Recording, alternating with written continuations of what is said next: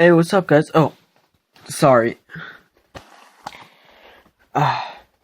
Well, sorry about that, guys. I've been playing a game series called Metro, which includes Metro 2034 or 2033 and Metro Last Light and other installments that were pretty much just taking the original ones and repolishing them, which I haven't played those ones because they're pretty much the same thing. Now, something I want to say before I even start this theory off is that first, a few of my friends that are actually here, like I know them and we've all been playing the same series. We've all, we've kind of started different areas, so I just want to take right now to say there's spoilers that, this is a landmine, so go at your own pace. If you're watching this video and I spoil something, here's your warning. Watch after you beat the game, or just gut the spoilers and be done with it. Now after that, another thing I'd like to get out of the way. Metro 2033 and Metro Last Light are based on books by a Russian man who wrote books, a author. I do not remember the name, so I'm sorry I can't tell you guys the name of the author. But something that really did get to me was that Metro 2033, the game, follows the book. Metro Last Light actually follows something called Metro 2035 that follows that, and there's different endings, and there's a 2034 that's after 2033 for the other ending. The books are complicated, but we're focusing on the games and the books, really. Now, I'm going to say that 2035 is going to be what I'm focusing on too, because it's Last Light. So, we start this game off almost a year after the events in 2033, where Artyom, the character, launches missiles from the top of a tower, and they have almost like a guidance set to set where the missile's gonna hit. And missiles bomb the place and kill a bunch of things called the Dark Ones. Now, there might be another theory on those. I haven't thought about it. Well, I've just now thought about it. With that being said, he killed off all the Dark Ones except for like one, and he did all this stuff. And what I'm looking at, though, is the story behind all of it. He gets all through it, and the theory is that he never talks in the game playing. He never talks at all, kind of like Link. So, yeah. In Legend of Zelda, how he never talks, and I don't believe he makes any noises like "oh" or anything like that, like he got shot or something, he's like "oh" or something like that. I don't know, because I didn't listen that hard. But during cutscenes, or not cutscenes, but transition sequences where it's a blank screen and it's kind of narrating, you can hear Artyom's voice, or so we think it's Artyom. But here I'm going to prove to you guys, in my best knowledge, well, it's a theory, so I can't really prove it. It's not Artyom talking. Now, this is where the spoilers come in. Well, even though they did earlier too, but anyway. Artyom goes through all of this, and at the very end of Last Light, which is the video game ending, he dies in a battle where something happens. He kills off all the mutants. I'm pretty sure he kills off all the mutants or gets rid of a threat to the people in the metro. And he... I know what people might be thinking. You're thinking, oh, David or Wolfie, why would Artyom kill these people? Why would he kill off all the mutants? Well, the mutants are bad.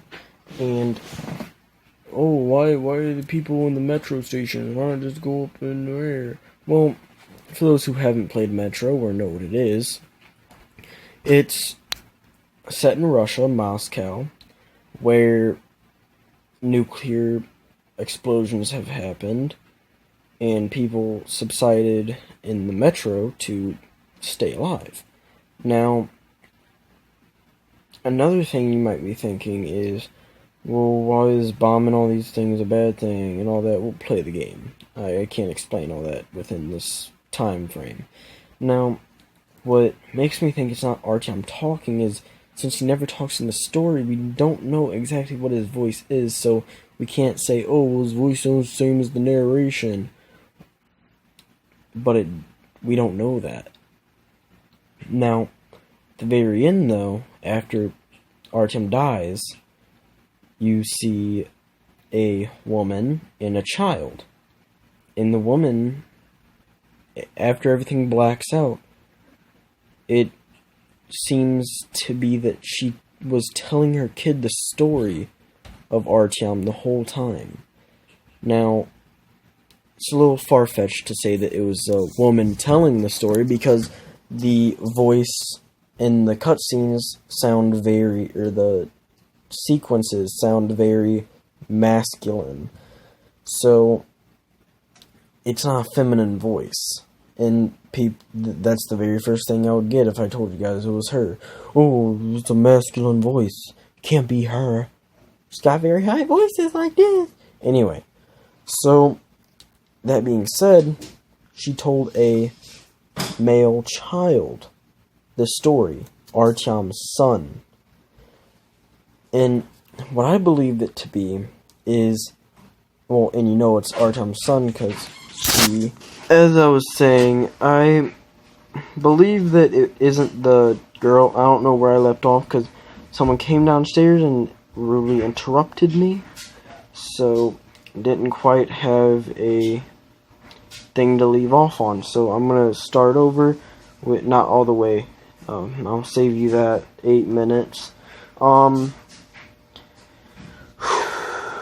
She couldn't have been the one to, tell the story, because it's a masculine voice. And Artyom can't tell the story because he's dead. And it was being told by a girl at the time that we were playing as Artyom.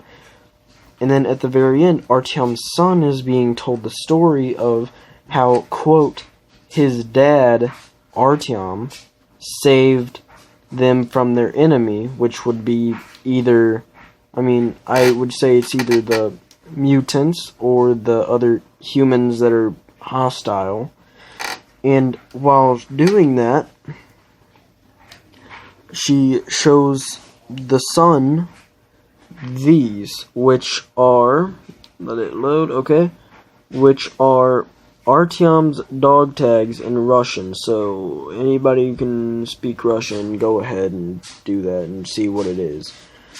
And after that, I believe that the narration,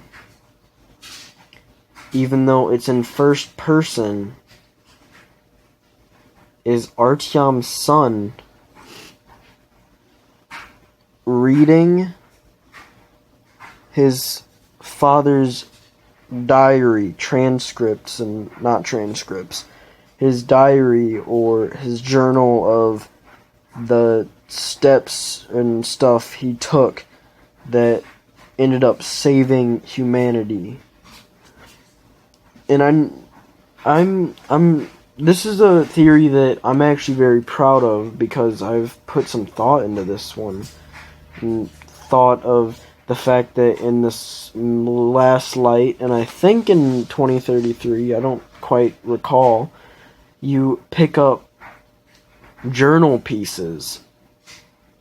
And that struck to me, well, if he's got written down journals, he must write in first person. Writing in first person, he would have had the whole thing written down.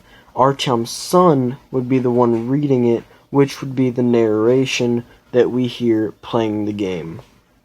Now, that's the end of the theory, and I would like to just thank you guys for watching. You can like the video, subscribe to me, because I put out awesome game theories like this every few days. I'm not going to say every day, because then you guys will hold me to it. And I would also like to thank Duckapolo, thank another person which isn't subscribed because he doesn't want me to eat a cupcake, which I'm giving up cupcakes, and so he can subscribe now. And lastly, I'd like to thank you guys for the constant support in making these videos. And with that, I'd just like to say keep that wolfish grin, you wolf pack, and howl on. And this is Wolfie, signing out. Signing off, out. I don't know, either one, either or. Anyway, bye Wolfpack.